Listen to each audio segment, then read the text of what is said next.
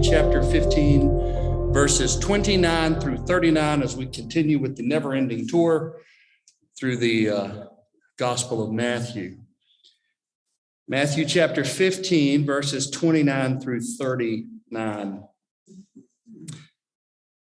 This morning, I finished one of the best books I have ever listened to. It was on Audible. I love Audible. If my car cranks up, it's playing a book on Audible. If I walk somewhere, I'm listening to Audible. I love it. And it's a book that I would be shocked if not. I'm late coming to it. It was a big seller a number of years ago. Eric Larson's The Devil in the White City. Anyone read that? The Devil in the White City. It's the intertwining of two stories. Number one, the World Fair in Chicago in 1893. And number two, the story of the Chicago serial killer H.H. Holmes. Those stories overlapped in real life. And so the guy tells those stories parallel. H.H. Holmes was apparently killing people as they were coming to Chicago to go to the Chicago World Fair. So it's a pretty fascinating consideration of architecture, the World's Fair, and crime. It was really interesting. It was just amazing. My brother Connie and I are listening to it together. And there's an amazing scene at one point as the World's Fair began to approach its conclusion in the last number of weeks. They had yet to turn a profit. So they hire this guy and they're like, look, you got to figure out how to get people to come give their coin, buy their ticket and go to the World's Fair, because the World's Fair had to pay off the creditors, the bank that had loaned them all this money. And amazingly, I think 2 weeks before the last day of the World's Fair, which lasted months, something like 6 months, I think. Amazingly, they paid it off. It was profitable, which was a huge, unbelievable thing, because that was during the great financial panic. Like, people weren't going because banks were closing and failing and all of this kind of stuff. Well, one of the ideas that the guy who was tasked with getting more people to come to the fair, one of the ideas he had was to have a great midway ball, a big dance and ball. But what was shocking about the ball was that it would include all of high society in Chicago, as well as all of the people from foreign nations who had exhibits in the midway of the Chicago Fair. So in the Chicago Fair, nowadays, a lot of it's very cringy. Some of it seemed just outright racist. I mean, sometimes you could go and look at people from an African village, essentially in a cage. Some of this stuff, today you read about this, see some of the pictures, you're like, good grief.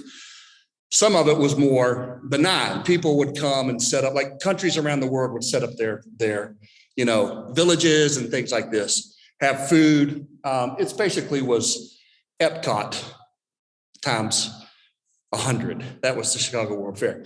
Well, anyway, there was a group called the Board of Lady Managers, and they were not happy about this ball. They were outright scandalized. And what upset them was the idea of the men of Chicago dancing with these in a ball with these foreign exotic people from other countries that did not look like Americans. It was shocking. It was absolutely shocking. I'd like to share with you the notice that went out from the Board of Lady Managers. They were tasked with keeping an eye on the fair. You want to hear this? Listen to how terrified they are. It should cause a shiver in the composite breast of the Board of Lady Managers when they consider what may happen if Director General Davis should lead out some fascinating Fatima at the head of the grand procession, and she should be taken with peritonitis in the midst of a dance. Or if Potter Palmer should escort a votary of the Temple of Luxor only to find her with the same ailment. Or if Mayor Harrison of Chicago, who belongs to all nations, should dance with the whole lot of these people. Will they suppress their partner's contortions by protest or by force if they start dancing inappropriately to people from other countries?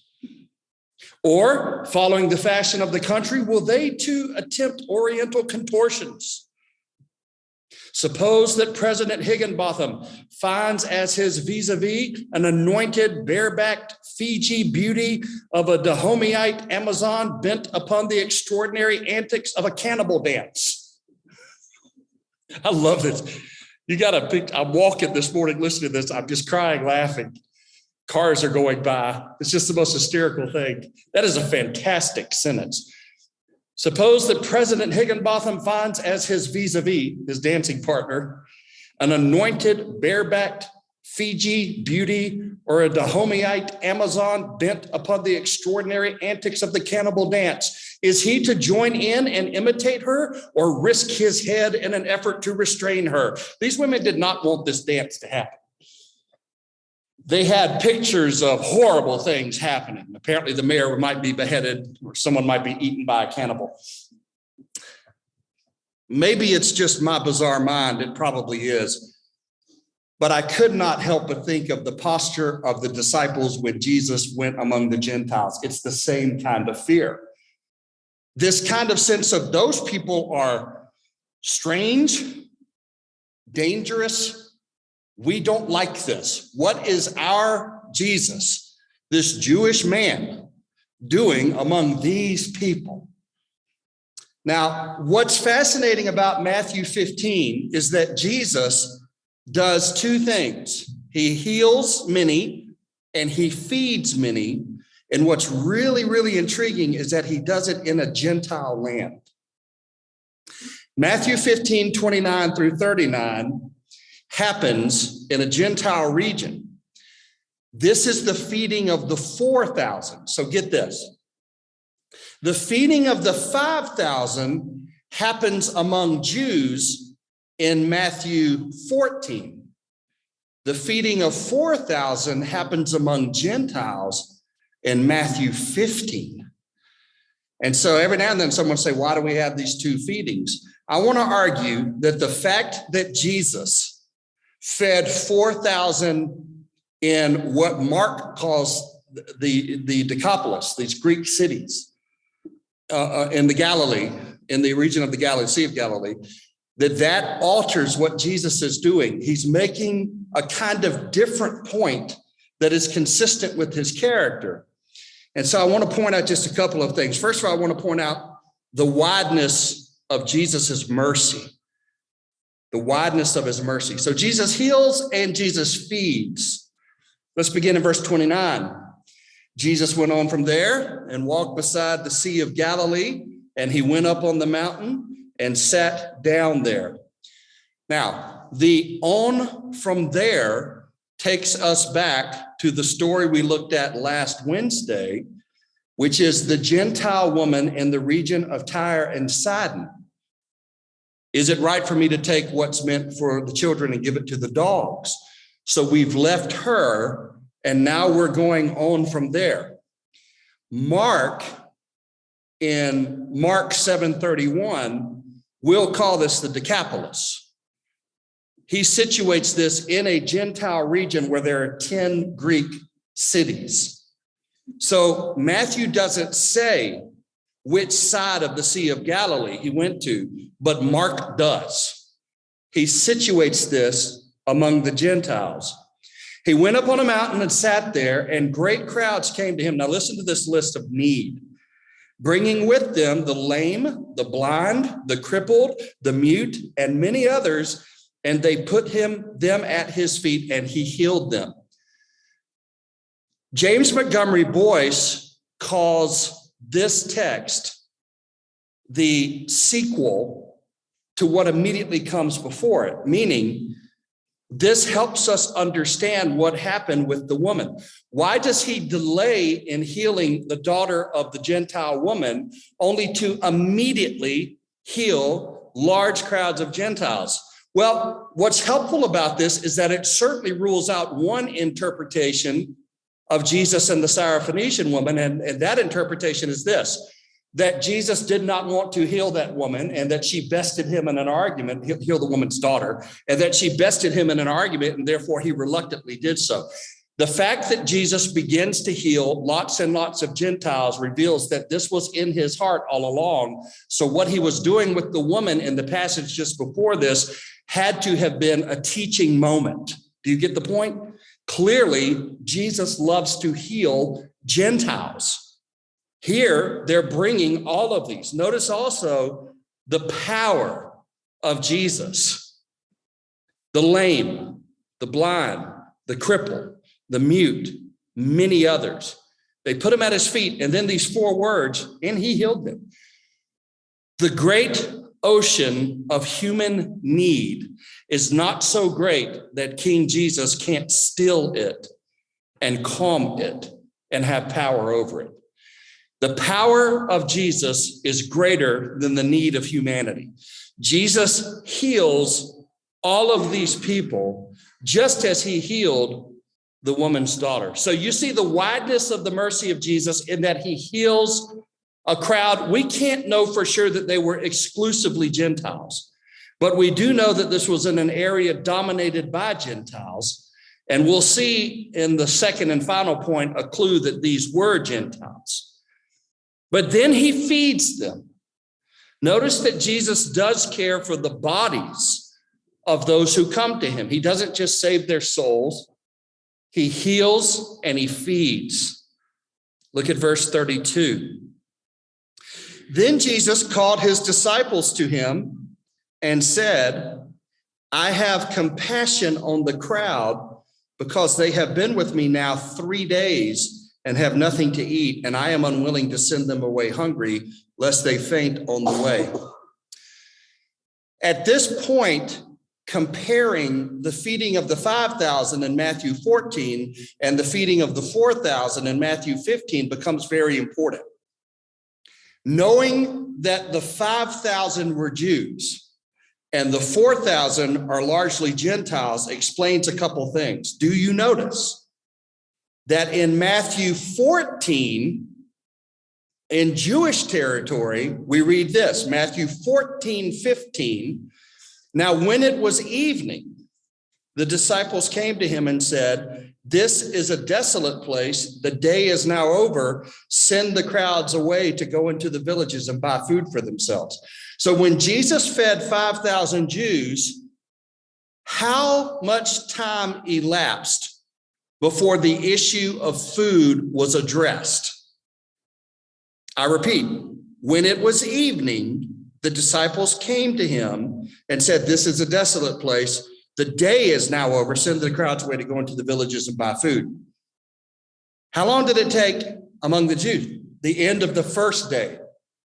Now go back to verse 32, among the Gentiles. Then Jesus called his disciples to him and said, I have compassion on the crowd because they have been with me now 3 days. Among the Gentiles, when did the disciples bring up their hunger? They never did. Who has to bring it up? Jesus, and he does so after how many days? 3. Do you think that Jesus was waiting to see if his disciples were ever going to show compassion to the hungry Gentiles? Notice as well that these Gentiles were so hungry to be in the presence of Jesus, they stayed 3 days. It is a condemnation of the disciples that they never are concerned in Matthew 15 with the hunger of the largely Gentile crowd. But in Matthew 14, less than 24 hours, they say we're concerned about these people being hungry. I have compassion on the crowd, Jesus says. Knowing what you know now, is it possible that he really leaned into that I in verse 32? Jesus called his disciples to him and said, I have compassion. If it was that kind of a tone, what was he saying about them? You do not appear to. Jesus had compassion on hurting people, Jew or Gentile. He says, I have compassion on the crowd because they have been with me now 3 days and have nothing to eat, and I am unwilling to send them away hungry, lest they faint on the way, meaning we could send them off, which is what the disciples had asked for the crowd in the last chapter, that let them go get some food. But Jesus is afraid they're going to faint. Now, look at verse 33. The disciples said to him, where are we to get enough bread in such a desolate place to feed so great a crowd? Stop right there. The feeding of the 5,000 happened in the last chapter. It is amazing how hatred closes the heart and mind to the power of God. The fact is, they don't want these people to get a miracle. You look at someone and don't see someone as an object of God's grace, it's amazing how you can just shoo them away. What an unbelievably dumb thing for them to ask. I just imagine Jesus looking at them like, fellas, where are we to get enough bread in such a desolate place to feed so great a crowd? And Jesus said to them, how many loaves do you have? And they said 7 and a few small fish. A number of commentators believe that they detect terseness in the brief response of the disciples in verse 34. They think they detect attitude. First of all, Jesus never asked about fish. They volunteer it, but it's almost dismissive. 7. Now, with the feeding of the 5,000, they had 5 loaves and 2 fish. Here they have 7 loaves and a few small fish. But some people suggest that the tone of this is almost rude, as if to say, maybe they suddenly see where this is heading. They know what happens when Jesus asks them to give a stock of the pantry. They know what this is going to go, and they don't want it to happen. If you don't want Jesus to feed a lot of people, you don't want to talk about how many loaves and fish you have. But they do. Verse 35. Check this out. And directing the crowd to sit on the ground, he took the 7 loaves and the fish, and this parallels the last miracle of the feeding. Having given thanks, he broke them and gave them to the disciples, and the disciples gave them to the crowd. Stop right there. Knowing what you know about the fact that this is almost certainly a largely Gentile audience, how do you think the disciples enjoyed that? Not at all. I imagine a pause. I imagine Jesus grinning. Hey, you boys take these baskets and go feed all these people. Imagine being forced by Jesus to go to people you do not like and bless them. Sometimes Jesus has to force us to be Christ-like. You know what I mean? He tends not to normally, but here he says, no, you're going to do this. So he sends them out to feed. Now, here in verse 36, verse 37, we find a fascinating detail. They all ate and were satisfied, and they took up 7 baskets full of the broken pieces left over. Okay. That sounds very similar to Matthew 14. How many baskets were left over in the feeding of the 5,000? 12. This is where comparing the two makes a difference. The word for basket in Matthew 14 is kophinos. That means it was a small handheld basket. The word for basket in our passage is spiros, which was a great big, large, flexible mat with handles. It was man-sized, and we know it was man-sized because it's the same word used to describe the lowering of the Apostle Paul in a basket in Acts 9:25. So check this out. Among the Jews, Jesus has small handheld traditional baskets. Among the Gentiles, they're great big baskets that are man-sized. There was more food in the 7 spheres than in the 12 kaphinos. The baskets were bigger. And Michael Card makes a lot of this fact. In fact, he points out that when Jesus in Matthew 16 recounts these miracles, Jesus also recounts the different Greek words for basket. In the next chapter, Jesus will say this, do you not yet perceive, Matthew 16:9, do you not remember the 5 loaves for the 5,000 and how many kaphinos you gathered? Or the 7 loaves of the 4,000 and how many spheres you gathered? He uses the different words. So Michael Card makes a proposal that I think is really poignant. He makes this proposal that when Jesus fed the 5,000 Jews, the point he was trying to make was provision, that God is able to provide perfectly.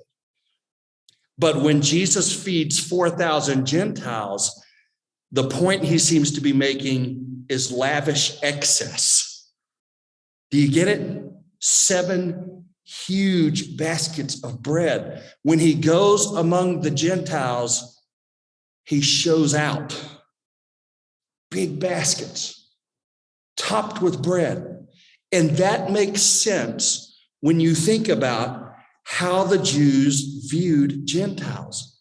The idea that Jesus would show grace to Gentiles meant that Jesus's love was extravagant, spheres, man-sized baskets, mats of fish and bread. Jesus is able to feed even those you don't think should be fed because you don't like them. His grace is bigger than your bias and mine. The Gentiles too get to come into the kingdom. And then the great miracle, those who ate were 4,000 men besides women and children. And after sending away the crowds, he got into the boat and went to the region of Magadan, which is where Mary Magdalene gets her name. So that's my first point. The second is much briefer. All of God's people said. Okay. The divine plan made clear. If you go back up into our chapter, you'll notice I skipped a verse. I skipped it because I wanted to go back. I wanted to double back to it. I'm talking about verse 31. When Jesus was healing all of the people, that little section concludes with this. So that the crowd wondered when they saw the mute speaking, the crippled healthy, the lame walking, and the blind seeing, and they glorified the God of Israel. This is actually a clue, many believe, that this is a Gentile audience. James Montgomery Boyce writes of that phrase, they glorified the God of Israel. He writes, quote, that was a natural thing for Gentiles, but not Jews to have said. Meaning that was an awkward thing. Jews would not have said the God of Israel. Only those outside of Israel would have said the God of Israel. And this is my point. This was always God's plan. This goes all the way back to Jonah. It was always the plan of God that the nations would come to praise the God of Israel. Jesus isn't playing favorites. There's just a divine order to the Jews first, and then to the Greeks. The fact that this largely, possibly exclusively Gentile audience praises the God of Israel is powerful and beautiful. It means that many of these people became what are called God-fearers. They wanted to know this Father that Jesus spoke of. They wanted to know this God that many people saw them as not having access to. They wanted to know the God of Israel. And when they saw what Jesus did, they glorified him. And my point is this was always the mission of the church. And church, let me say this in conclusion, then we'll unpack this. That's us. That's you and me. We're the ones on the outside that Jesus in his mercy goes to and heals and feeds and saves. And we get the privilege of being grafted into Israel through the circumcision of the heart, Paul says, right? We get to pray to Yahweh God because his son has come to the world. Thank God that Jesus left the neighborhood and went to the other side of the tracks, because that's where we live. That's us. We're not the good ones on the inside, quote unquote good. We're the ones out there, and Christ comes to us and invites us in. And I think that's awesome. And I think the scriptures are awesome. And I think that makes this Wednesday anything but a normal Wednesday. I think that's pretty good news. And I like it.